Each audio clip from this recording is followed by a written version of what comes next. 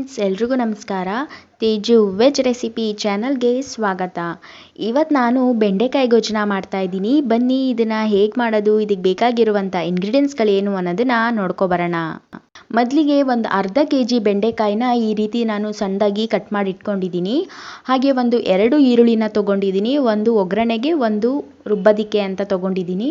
ಹಾಗೆ ಒಂದು ದಪ್ಪ ಸೈಜಿನ ಟೊಮೆಟೊ ಈ ರೀತಿ ಸಣ್ಣದಾಗಿ ಹೆಚ್ಚಿಟ್ಕೊಂಡಿದ್ದೀನಿ. ಹಾಗೆ ಒಂದು 2ರಿಂದ 3 ಹಸಿಮೆಣಸಿನ್ಕಾಯಿನ ತೊಗೊಂಡಿದ್ದೀನಿ. ಹಾಗೆ 1 ಕಪ್ನಷ್ಟು ತೆಂಗಿನಕಾಯಿ ತುರಿನ ತೊಗೊಂಡಿದ್ದೀನಿ. ಹಾಗೆ ಹುಣಸೆ ಹಣ್ಣಿನ ರಸ, ಹಾಗೆ ಒಂದು 2 ಕಡ್ಡಿಯಷ್ಟು ಕರಿಬೇವು, 1 ಇಂಚಷ್ಟು ಶುಂಠಿ, 2 ಸ್ಪೂನ್ನಷ್ಟು ಖಾರದ ಪುಡಿ, ಹಾಗೆ ಅರಿಶಿನ ಪುಡಿ, ಚಕ್ಕೆ,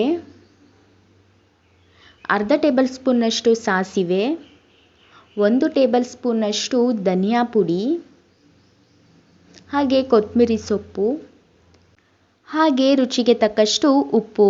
ಬನ್ನಿ ಈಗ ಹೇಗೆ ಮಾಡೋದಂತ ನೋಡ್ಕೊಬರೋಣ. ಈಗ ಒಂದು ಪ್ಯಾನಿಗೆ ನಾನು ಕಟ್ ಮಾಡಿ ಇಟ್ಕೊಂಡಿರೋ ಅಂಥ ಬೆಂಡೆಕಾಯಿನ ಸೇರಿಸ್ಕೊಂಡು ಬೆಂಡೆಕಾಯಿನ ನಾನು ಈ ರೀತಿ ಹುರ್ಕೊತಾ ಇದ್ದೀನಿ.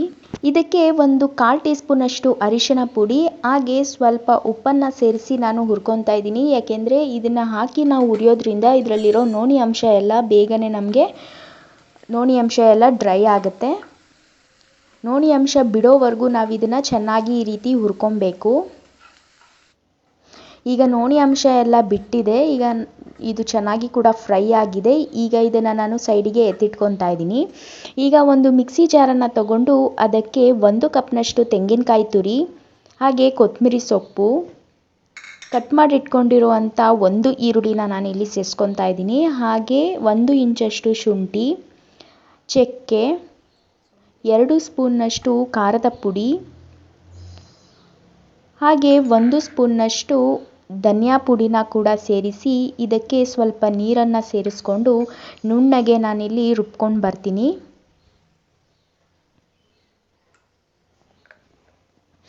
ಈಗ ನಾನು ನುಣ್ಣಗೆ ರುಬ್ಕೊಂಡು ಬಂದಿದ್ದೀನಿ. ಈ ರೀತಿ ನೀವು ನುಣ್ಣಗೆ ರುಬ್ಕೊಬೇಕು. ಈಗ ಒಂದು ಪಾತ್ರೆನ ಇಟ್ಕೊಳ್ಳಿ. ಈಗ ಒಂದು ಪಾತ್ರೆನ ಇಟ್ಕೊಂಡು ಇದಕ್ಕೆ ಒಂದು 2 ಟೇಬಲ್ ಸ್ಪೂನಷ್ಟು ಎಣ್ಣೆನ ಸೇರಿಸಿ, ಹಾಗೆ ಇದಕ್ಕೆ ಒಂದು ಅರ್ಧ ಟೇಬಲ್ ಸ್ಪೂನಷ್ಟು ಸಾಸಿವೆ, 2 ಕಡ್ಡಿಯಷ್ಟು ಕರಿಬೇವು, ಹಾಗೆ ಒಂದು 3ರಿಂದ 4 ಹಸಿಮೆಣಸಿನ್ಕಾಯಿಯನ್ನು ಸೇರಿಸ್ಕೊಂಡು, ಹಾಗೆ ಇದಕ್ಕೆ ಕಟ್ ಮಾಡಿ ಇಟ್ಕೊಂಡಿರುವಂಥ ಈರುಳ್ಳಿನ ಕೂಡ ಸೇರಿಸಿ ಈರುಳ್ಳಿ ಹೊಂಬಣ್ಣ ಬರೋ ತನಕ ನಾವಿಲ್ಲಿ ಫ್ರೈ ಮಾಡ್ಕೋಬೇಕಾಗತ್ತೆ. ಈಗ ಈರುಳ್ಳಿ ಫ್ರೈ ಆಗಿದೆ. ಈಗ ಇದಕ್ಕೆ ನಾವು ಹುರಿದಿಟ್ಕೊಂಡಿರೋವಂಥ ಬೆಂಡೆಕಾಯಿಯನ್ನು ಸೇರಿಸ್ಕೊತಾ ಇದ್ದೀನಿ. ಸೇರಿಸ್ಕೊಂಡು ಬೆಂಡೆಕಾಯಿಯನ್ನು 1 ನಿಮಿಷ ನಾನಿಲ್ಲಿ ಹುರ್ಕೊತೀನಿ ಎಣ್ಣೆಯಲ್ಲಿ. ಈಗ ಬೆಂಡೆಕಾಯಿ ಹುರಿದಿದ ನಂತರ ಈಗ ಇದಕ್ಕೆ ನಾನು ಕಟ್ ಮಾಡಿ ಇಟ್ಕೊಂಡಿರುವಂಥ ಟೊಮೆಟೊನ ಕೂಡ ಸೇರಿಸಿ ಟೊಮೆಟೊ ಸಾಫ್ಟ್ ಆಗೋ ತನಕ ನಾನಿಲ್ಲಿ ಫ್ರೈ ಮಾಡ್ಕೊತಾ ಇದ್ದೀನಿ.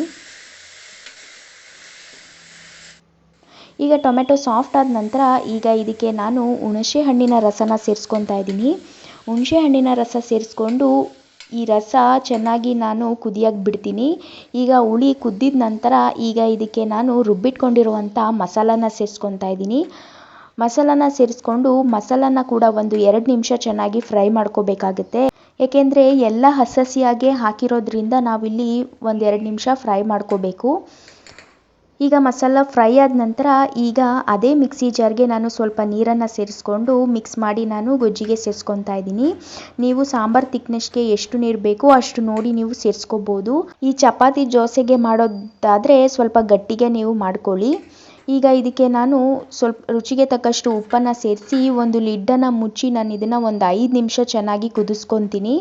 ಈಗ ನೀವು ನೋಡ್ತಾ ಇರ್ಬೋದು ಇದು ಕುದೀತಾ ಇದೆ. ಈಗ ಬೆಂಡೆಕಾಯಿ ಗೊಜ್ಜು ರೆಡಿ ಆಗಿದೆ. ಈಗ ಇದನ್ನು ನಾನೊಂದು ಸರ್ವಿಂಗ್ ಬೌಲ್ಗೆ ಸರ್ವ್ ಮಾಡ್ಕೊತಾ ಇದ್ದೀನಿ. ನೋಡಿದ್ರಲ್ಲ ಎಷ್ಟು ಸಿಂಪಲ್ಲಾಗಿ ಎಷ್ಟು ಬೇಗನೆ ಬೆಂಡೆಕಾಯಿ ಗೊಜ್ಜನ್ನ ಮಾಡ್ಕೋಬೋದು ಅಂತ. ಇದನ್ನು ನೀವು ಚಪಾತಿ ಜೊತೆ ದೋಸೆ ಜೊತೆ ತಿಂದರೆ ತುಂಬಾ ರುಚಿಯಾಗಿರುತ್ತೆ. ಇವತ್ತು ನಾನು ಮಾಡಿರೋವಂಥ ರೆಸಿಪಿ ನಿಮಗೆ ಇಷ್ಟ ಆಗಿದ್ದರೆ ಲೈಕ್ ಮಾಡಿ, ಶೇರ್ ಮಾಡಿ, ಹಾಗೆ ಈ ರೆಸಿಪಿನ ಒಮ್ಮೆ ಮನೆಯಲ್ಲಿ ಟ್ರೈ ಮಾಡಿ ಹೇಗೆ ಬಂತು ಅಂತ ಕಾಮೆಂಟ್ ಮೂಲಕ ತಿಳಿಸಿ. ಹಾಗೆ ಇದೇ ರೀತಿ ಈಸಿ ರೆಸಿಪಿಗೋಸ್ಕರ ತೇಜು ವೆಜ್ ರೆಸಿಪಿ ಚಾನಲ್ನ ಸಬ್ಸ್ಕ್ರೈಬ್ ಮಾಡೋದನ್ನು ಮರಿಬೇಡಿ.